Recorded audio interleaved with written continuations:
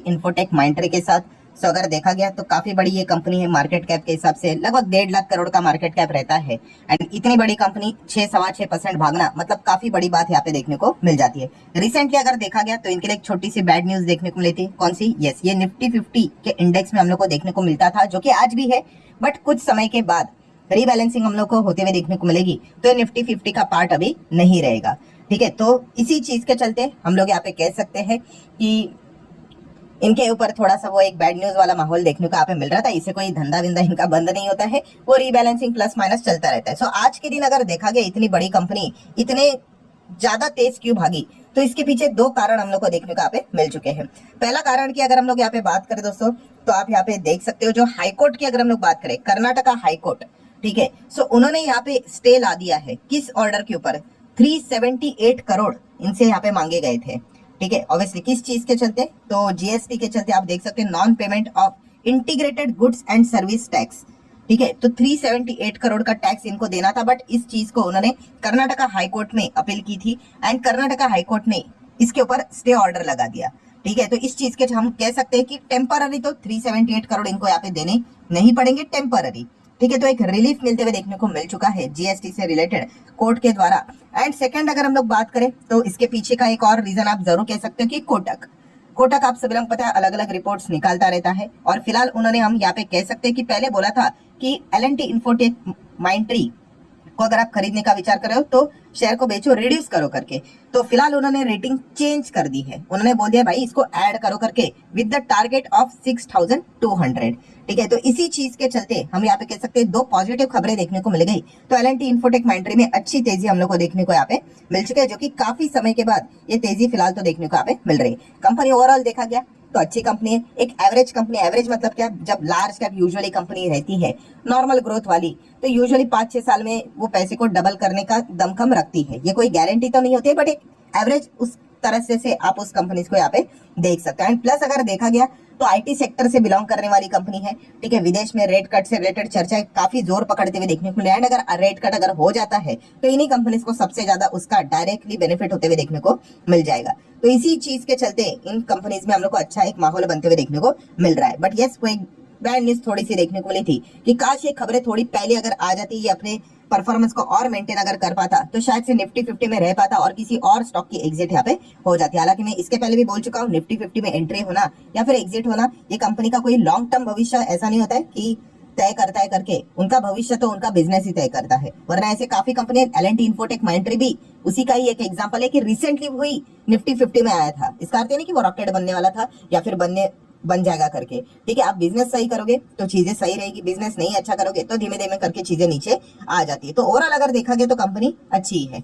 IEX की बात करेंगे तो चलिए, काफी समय के बाद लगातार तेजी पकड़ कर अभी 200 के ऊपर यहाँ पे जा चुका है। हर कोई फिंगर क्रॉस करके ही बैठा हुआ है। वो मार्केट कपलिंग से रिलेटेड क्या खबर आएगी, मैं भी उसी का इंतजार यहाँ पे कर रहा हूँ। ठीक है, क्योंकि अगर मार्केट कपलिंग को नए जो सरकार के जो डिपार्टमेंट के जो मंत्री हम लोग को देखने को मिले, अगर वहां से भी अगर वो इन चीजों को हाईलाइट कर लेते कि हाँ हम मार्केट कपलिंग के लिए जाएंगे, तो फिर शायद से इनके लिए तो उम्मीद ही टूट जाएगी। ठीक है, क्योंकि वही एक होप के चलते थोड़ा सा हम लोग को कमबैक होते हुए देखने को मिला है। शेयर होल्डिंग पैटर्न भी पिछले क्वार्टर के हिसाब से अगर हम लोग बात करें, जो रिसेंटली देखने को मिल रहा है उसको कंपेयर करके, तो वहां पे भी इंस्टीट्यूशंस की थोड़ी सी वापसी होते हुए देखने को यहाँ पे मिल चुकी है। सो ये एक मुद्दा हम लोग को जरूर इसमें देखने को मिल रहा है। देन अगर हम लोग बात करेंगे इंटरग्लोब एविएशन, यहाँ पे इंडिगो की बात करेंगे, डेली अगर हम लोग बात करें तो ये नया अपना 52 वीक हाई के साथ साथ ऑल टाइम हाई भी यहाँ पे लगातार जा रहा है। इसके ऊपर मैं ऑलरेडी काफी वीडियोस यहाँ पे बना चुका हूँ। बिजनेस वाइज अगर देखा गया तो यस, इंटरग्लोब एविएशन के लिए काफी अच्छा स्कोप देखने को मिल रहा है। इसी चीज को पकड़ कर ये हम लोग को उड़ते हुए देखने को यहाँ पे मिल रहे हैं। ठीक है, तो ऑब्वियसली कंपनी के पास काफी एक गोल्डन पीरियड हम लोग को देखने को मिल चुका है, जिस चीज के चलते अपने कई समय का जो बिजनेस यहाँ पे कर रहे थे, balance sheet, PNL, cash flow की बात करें, उसको सुधारने का बहुत ही गोल्डन अपॉर्चुनिटी एयरलाइन इंडस्ट्री, उसी का फायदा ये कंपनी फिलहाल तो उठाते हुए देखने को यहाँ पे मिल रही है। सो जरूर यहाँ पे अच्छा परफॉर्मेंस देखने को मिल रहा है। कंपनी अभी भाग कर ऑलमोस्ट 2 लाख करोड़ के मार्केट कैप की ओर बढ़ते हुए देखने को यहाँ पे मिल रही है। तो अच्छी बात है भाई, इन चीजों को मेंटेन यहाँ पे रखना चाहिए। एंड ये पीडीएफ वाला स्टॉक है, तो ये भी एक अच्छा पॉइंट हम लोग को देखने को मिल जाता है। पीडीएफ बोले तो प्रमोटर एफआईएस के पास ज्यादा है, पब्लिक इसमें ज्यादा वैसे भी देखने को नहीं मिलती है। ठीक, अभी अगर आप देखोगे तो थोड़ा थोड़ा उनका हिस्सा यहाँ पे बढ़ रहा है करके। ठीक है, बट ओवरऑल अगर देखा गया बिजनेस अच्छा परफॉर्मेंस यहाँ पे दे रहा है। यस बैंक की अगर हम लोग बात करेंगे तो आज के दिन थोड़ा सा यहाँ पे गिर गया।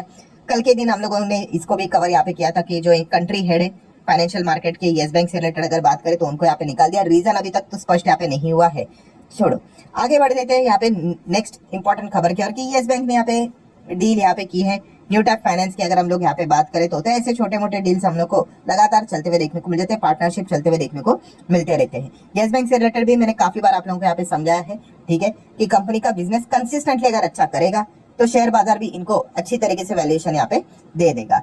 सो फिलहाल अगर देखा गया तो अगर हम कह सकते हैं साल भर शॉर्ट रेंज में अच्छा ही परफॉर्मेंस देखने को मिल जाता है, ठीक है। हमेशा हम लोगों ने लॉन्ग रेंज का विचार करना चाहिए। लॉन्ग रेंज में तो आप देख ही सकते हो काफी बुरी तरीके से जो पुराने प्लेयर्स थे वो तो ट्रैप मतलब क्या ही बोले, देखो जो फ्रॉड हो गया उसके चलते तो हम लोग जिन्होंने निवेश किया होगा वो तो आप कह ही सकते हो कि फ्रॉड को तो हम लोग पहले डिटेक्ट नहीं कर सकते, कुछ चीजों को तो कर सकते हैं बट एकदम से ऐसे सडनली झटके लग जाते हैं।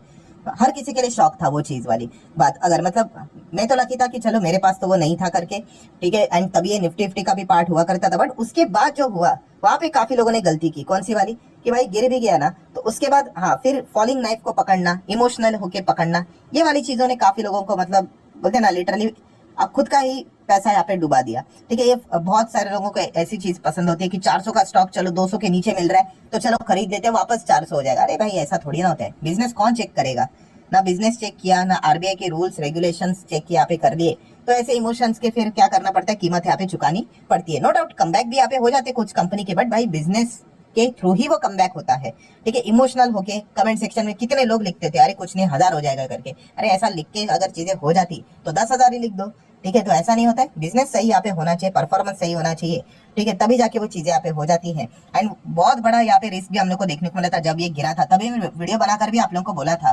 कि भाई आरबीआई यहाँ पे अपने पावर का इस्तेमाल करके राणा कपूर को हटा के रवनीत गिल के अंडर क्या करवा रहा है, ऑडिट करवा रहा है। उसके अगर रिपोर्ट अगर कुछ 19-20 आ गई, ठीक है, तो फिर मतलब ऐसा गिरेगा कि आप सोच भी नहीं सकते करके, ठीक है। एंड मैंने उसके ऊपर वीडियो भी बनाया था, बट कमेंट सेक्शन में तो आप सभी लोगों को पता ही है कि क्या चीजें होती करके। अभी आधे लोगों ने तो कमेंट ही डिलीट कर दिया क्योंकि आप लोग जो पुराने वीडियोस पे जाके उनको रिप्लाई करते रहते हैं, ट्रोल करते रहते हैं, तो वो पुराना वीडियो देखना है तो उसका लिंक मैं ऊपर आई बटन पे देता हूँ। डीएचएफएल और येस बैंक के ऊपर बनाया था वीडियो, ठीक है। तो आपको बताया था उसकी रिपोर्ट क्या आएगी वी डोंट नो, एंड वो रिपोर्ट आई लिटरली जो नहीं होना चाहता वही हुआ कि रिपोर्ट में पता चल गया कि भाई इतना बड़ा प्रोविजनिंग छुपाया गया था, फ्रॉड हुआ था, एंड फिर तो गेम ही खत्म हो गया करके, ठीक है। वो तो पुरानी कहानी है। भविष्य की बात करें तो अभी इनको वापस कमबैक करने के लिए अच्छा बिजनेस करना पड़ेगा।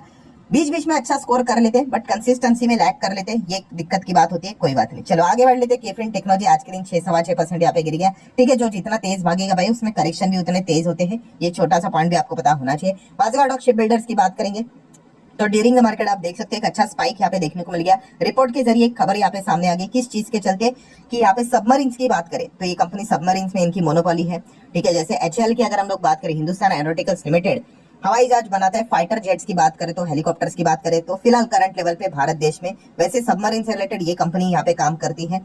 सो सबमरीन से रिलेटेड हम कह सकते हैं ब्राजील की टीम इंडिया विजिट करते हुए देखने को मिलते हैं, शायद से माजगार्ड शिप बिल्डर्स के साथ उनका कुछ करार हो सकता है, ये पॉसिबिलिटी बोली जा रही है, होगा नहीं होगा वी डोंट नो।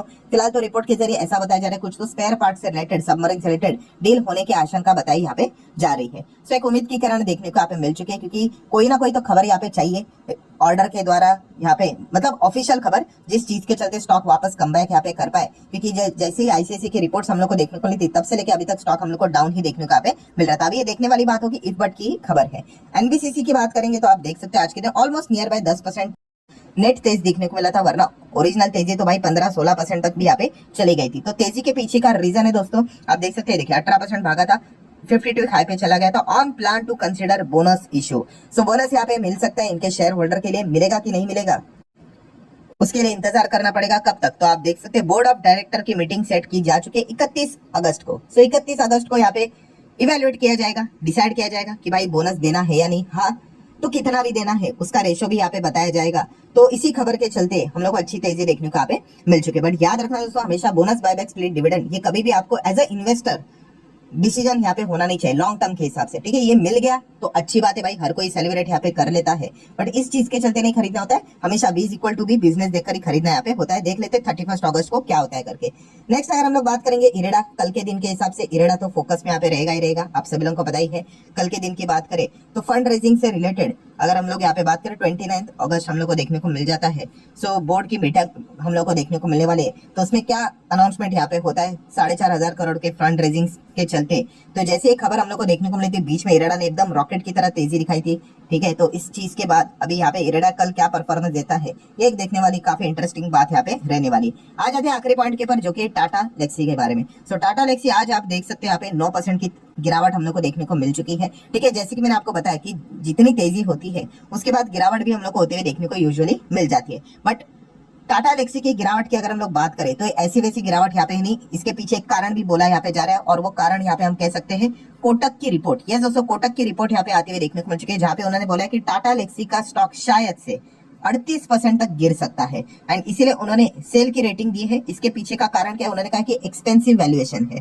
ठीक है, उसी के साथ साथ और भी अलग अलग रिपोर्ट्स हम लोग को मार्केट में आते हुए देखने को मिल चुके हैं, जहाँ पे मैक्सिमम लोग यहाँ पे यही कह रहे हैं कि इनके वैल्यूएशन काफी ज्यादा है, सेल ही करना चाहिए। ये मैं नहीं कह रहा हूँ, 12 एनालिस्ट की बात यहाँ पे की जा रही है, जिसमें से हम कह सकते हैं केवल 2 ऐसे ही है जो कि बाय के रिकमेंडेशन यहाँ पे दे रहे या फिर होल्ड की बात कर रहे हैं। बाकी ज्यादा से ज्यादा हम लोग को 9 लोग यही बताते हुए देखने को मिल रहे हैं इसके वैल्यूएशन एक्सपेंसिव है, ये गिरेगा करके। एंड कोटक की रिपोर्ट के बाद यहाँ पे कोटक ने बोला है कि बेच करके चलो करके 38% गिरेगा करके, तो इसी चीज के चलते आज के दिन शायद से 9% तक गिरते हुए देखने को यहाँ पे मिल चुका है। सो अगेन कहना चाहूंगा, किसी की रिपोर्ट हमें 100% सही भी नहीं होती, किसी की रिपोर्ट 100% गलत भी नहीं होती है, बट यस ये मार्केट में बड़े प्लेयर्स में काफी ज्यादा इंपैक्ट डालकर चली जाती है। सो इसी चीज के चलते हम लोग यहाँ पे कह सकते हैं माइट भी आज के दिन टाटा लेक्सी में अच्छी खासी गिरावट देखने को यहाँ पे मिली थी। सो ठीक है दोस्तों, आशा करता हूँ जितने इंपॉर्टेंट पॉइंट्स थे सारे यहाँ पे मैंने कवर कर लिए। वीडियो हेल्पफुल लगा होगा तो चाहो तो लाइक एंड शेयर कर सकते हैं। मिलते हैं नेक्स्ट वीडियो, तब तक के लिए बाय।